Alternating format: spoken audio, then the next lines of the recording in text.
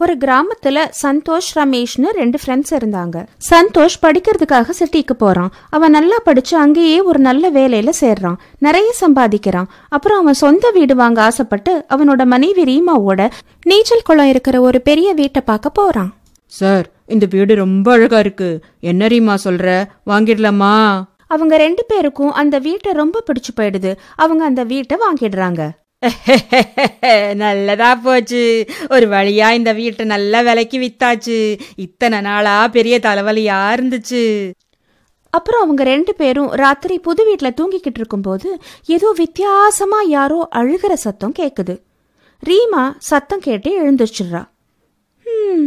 இது என்ன இப்படி ஒரு சத்தம் கேக்குது? நீச்சல் குளத்துல இருந்து வர்ற மாதிரி இருக்கே. நீச்சல் குளத்துக்கிட்ட போய் ரீமா நிக்கிறா. ஆனா அங்க யாருமே இல்ல. சரி, உள்ள போலாம்னு அவ திரும்புறப்ப நீச்சல் குளத்துல இருந்து ஒரு கை வந்து அவளை உள்ள இழுத்துருது. ஐயோ, யார் நீ? எதுக்காக என்ன இழுக்குற?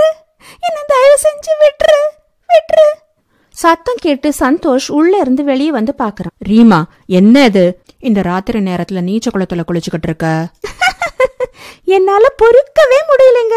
எவ்வளவு நல்லா இருக்கு தெரியுமா இந்த நீச்சல் குளம்? சரி, இப்ப வந்து தூங்கு, காலையில பாத்துக்கலாம். ரீமா அங்க இருந்து வெளியே வந்து சந்தோஷோட கைய பிடிச்சுக்கிட்டு உள்ள போறா. அவ திரும்பி நீச்சல் குளத்தையே பாக்குறா. அப்ப அவளோட மூஞ்சியில பாதி சூனியக்காரியோட மூஞ்சியா மாறிடுது. அவளோட கண்ணு 2ம் பெருசா பயங்கரமா ஆயிடுது. இப்ப என்ன ஆச்சு ரீமா? குளம் எங்கேயும் ஓட போறதில்ல. நாளைக்கு வந்து ஆசை தீர குளிச்சுக்கோ. சந்தோஷ் அவளோட பயங்கரமான மூஞ்சிய பாக்கல. சரிங்க, வாங்க போலாம்.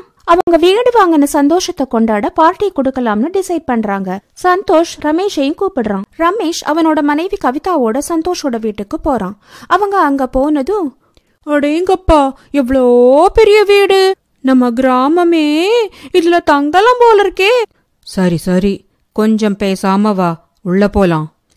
அவங்க 2 பேரும் வீட்டுக்குள்ள போறாங்க. ஏய் ரமேஷ், வா மச்சி, நீ வந்ததுல எனக்கு ரொம்ப சந்தோஷம். உன் வீடு ரொம்ப அழகா இருக்கு மச்சி, மனமார்ந்த வாழ்த்துக்கள். ரீமா, அண்ணிய உள்ள கூட்டிக்கிட்டு போய் அவங்க ரூம காமி, கொஞ்சம் ரெஸ்ட் எடுக்கட்டும். அப்புறம் வீட்டையும் சுத்தி காமி, கூட்டிட்டு போமா. ஹே கவிதா, இங்க பாத்தியா? இது எங்களோட நீச்சல் குளம். எவ்வளவு நல்லா இருக்குல்ல. இந்த வீட்லயே எனக்கு ரொம்ப பிடிச்ச இடம் இதுதான். அட்ரா சக்க, வீட்டுக்குள்ளேயே குளம் இருக்கு. இதுல குளிச்சா செமையா இருக்கும்ல? ஆமா, எனக்கு ரொம்ப பிடிக்கும். உனக்கு பிடிக்குமா? வர்றியா? இப்ப இறங்கி குளிக்கலாமா? வேணா, இங்கெல்லாம் குளிக்க எனக்கு வெக்கமா இருக்கு. அப்புறம் எனக்கு நீச்சல் கூட தெரியாது. நான் போறேன்ப்பா. கவிதா அங்கிருந்து சிரிச்சுக்கிட்டே போயிடுறா. ரீமாவுக்கு பசியில பயங்கரமா கோபம் வருது. அவளுக்குள்ள இருக்கிற சூனியக்காரி வெளியே வந்துடுறா. எங்க இருந்து வந்தாங்க இந்த காட்டாளுங்க? எனக்கு பயங்கரமா பசிக்குது. இப்பதான் இந்த வீட்டுக்கு வெளியாளுங்க வந்திருக்காங்க. ஆனா நான் கொஞ்சம் பொறுமையாத்தான் இருக்கணும். விடமாட்டேன், யாரையும் விடமாட்டேன். கவிதா அண்ணி, ரீமா எங்க? குளத்துக்கிட்ட இருந்தா. ஐயோ, எப்ப பார்த்தாலும் நீச்சல் குளத்துக்கிட்டே இருக்கா. அவளுக்கு அந்த இடம் ரொம்ப பிடிச்சு போச்சு. சரி மச்சி, நீ அண்ணிய கூட்டிக்கிட்டு போய் ரெஸ்ட் எடுத்துக்கோ. நான் போய் ரீமாவை பாக்குறேன். ரீமா, ரீமா எங்க இருக்க? வந்துட்டான். ரீமா ரீமானுக்கிட்டு இவனை அப்படியே முழுங்கிடலாம்னு எனக்கு தோணுது. அவ நீச்சல் குளம் பக்கமா திரும்பி நின்னுக்கிறா. ரீமா, என்ன இது? எப்ப பார்த்தாலும் இந்த நீச்சல் குளத்துக்கு பக்கத்திலேயே நின்னுக்கிட்டு இருக்க? உனக்கு வேற வேலையே கிடையாதா? கோவிச்சுக்காதீங்க, உள்ளதான் வந்துகிட்டு இருக்கேன், வாங்க போகலாம். அவங்க 2 பேரும் உள்ள போறாங்க. அப்ப உள்ள, ஏனுங்க, இங்க பாத்தீங்களா? இந்த கட்டிலும் மத்தையும் எவ்வளவு மெத்துன்னு இருக்கு. இதுல குதிச்சுக்கிட்டே இருக்கணும் போல இருக்கு. அப்புறம் இங்கன பாருங்க, தொட்டி மேல அந்த பைப்பு வழியா மலையாட்டமா தண்ணி வரும். நாம தொட்டியில நின்னு குளிச்சுக்கலாம். சரியா சொல்ற கவிதா, இங்க ஏகப்பட்ட வசதி இருக்குதுல்ல. ஆனா வயிறு ரொம்ப வலிக்குது. அதுக்கு எங்க போறதுன்னு தெரியலையே. எங்க போய் தெரியலையே. அங்க பாருங்க, சேராட்டம் இருக்குதுல்ல, அதுலதான் உக்காந்து போவாங்க. நான் நிறைய படத்துல பார்த்திருக்கேன். படத்துல பார்த்திருக்கியா? அப்படின்னா ஓ கடவுளே. சரி சரி. அடுத்த நாள் பார்ட்டிக்கு நிறைய பேர் வராங்க. சந்தோஷோட பக்கத்து வீட்டுக்காரங்களும் வராங்க. அதுல ஒரு பொண்ணு வீட்டை பார்த்துக்கிட்டே குளத்துக்கிட்ட போறா. அப்ப சூனியக்காரியோட கை உள்ளேர்ந்து வந்து அவளை உள்ள இழுத்துடுது. அந்த பொண்ணோட கணவன் ராகுல் அவளை தேடிக்கிட்டு அங்க வரான். ப்ரோ, நீங்க எதுக்காக இந்த வீட்டை போய் வாங்குனீங்க? உங்களுக்கு தெரியாது, இந்த வீட்ல அண்ணே அண்ணி உங்களை எவ்வளவு நேரமா நீச்சல் குளத்துக்கிட்ட தேடிக்கிட்டு இருக்காங்க. குளத்துக்கிட்டயா? அங்க எதுக்கு போனா? நான் அவளை போக கூடாதுன்னு சொல்லியிருந்தனே. ரீமா, உன் வாயில அது என்ன ரத்தம்? உன் கண்ணு கூட சவப்பா இருக்கு. என்ன நிறைய குடிச்சிட்டியா? ரத்தமா? சாண்ட்விச் சாப்பிட்டேன், சாஸ் பட்டு இருக்கும். ராகுல் நீச்சல் குளத்துக்கிட்ட போய் இங்கேயும் அங்கேயும் பாக்கறான். ஆனா அங்க யாருமே இல்ல. அப்போ சூனியக்காரி குளத்துல இருந்து வெளியே வரா. உன் மனைவி என் வயிற்றுக்குள்ள பத்திரமா இருக்கா. வேணும்னா உன்னையும் அவகிட்டயே கூட்டிட்டு போறேன். அப்புறம் சூனியக்காரி அவன் கத்துற சத்தம் கேட்டு எல்லாரும் நீச்சல் குளத்துக்கிட்ட வந்துடுறாங்க. ஆனா அங்க யாருமே இல்ல. அட, ஏன் எல்லாரும் இங்க நிக்கிறீங்க? வாங்க உள்ள போலாம். இல்ல இல்ல, நாங்க இங்க வர்றப்ப பார்த்தோம்.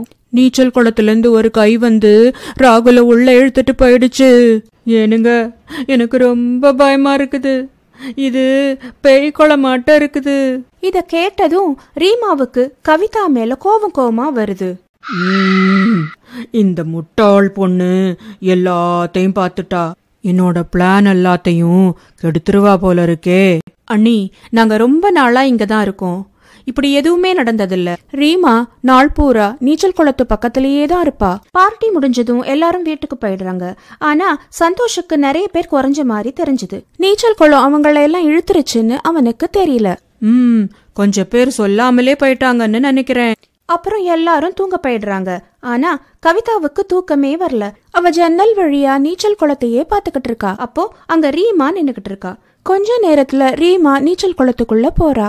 அட, ரீமா நீச்சல் குளத்துக்குள்ள போய் இம்புட்டு நேரமாகியும் வெளியே வரலையே. ஐயோ, ஒருவேளை முழுகிட்டாளோ? அவ பயந்துகிட்டே நீச்சல் குளத்துக்கு பக்கத்துல வந்து உட்கார்ந்து உள்ள பாக்குறா. அட கடவுளே, இந்த குளத்துல ஏதோ கண்டிப்பா தப்பா இருக்கு. நேத்து இதுல இருந்து ஒரு கை வந்தத நான் என் கண்ணால பார்த்தேன். இப்போ உள்ள போன ரீமாவையும் காணும். எனக்கு ஒரே பயமா இருக்கு. ஆனா எப்படியாவது ரீமாவை காப்பாத்தி ஆகணும். அவ பயந்துகிட்டே நீச்சல் குளத்துக்குள்ள இறங்குறா. அப்போ சூனியக்காரியோட கை குளத்துல இருந்து வெளியே வந்து அவளோட காலை பிடிச்சு இழுக்குது. நீ என்ன பார்த்துட்டே இல்ல, இனிமே உன்னை யாராலையும் காப்பாத்த முடியாது. ஐயோ, ரீமா சூனியக்காரியா மாறிட்டாளே. காப்பாத்துங்க, காப்பாத்துங்க. ஏனுங்க, வெளியே வாங்க. என்ன விட்டுரு, நான் யாருக்கிட்டையும் சொல்ல மாட்டேன். தயவு செஞ்சு என்ன விட்டுரு. சத்தம் கேட்டு சந்தோஷும் ரமேஷும் நீச்சல் குளத்துக்கிட்ட வராங்க. ஐயோ சந்தோஷ், உன்னோட குளத்துல சூனியக்காரியா? என் மனைவியை எப்படியாவது காப்பாத்து. கவலைப்படாத ரமேஷ். ரீமா, ரீமா.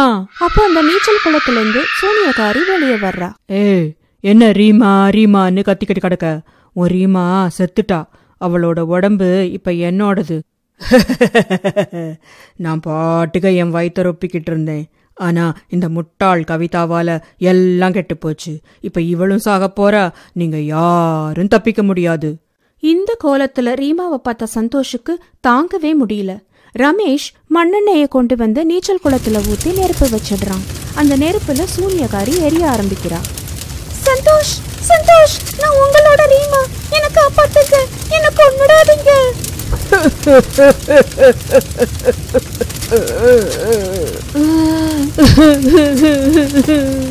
நீ என்னோட ரீமா இல்ல, அவளைத்தான் நீ கொன்னுட்டியே. ஆனா இனிமே நீ யாரையும் கொல்ல நான் விட மாட்டேன். உன்னோட அழிவு நிச்சயம். நெருப்புல சூனியக்காரி மொத்தமா எரிஞ்சு போறா. இப்படி அந்த நீச்சல் குளம் அவளோட பிடியிலிருந்து விடுபட்டுச்சு.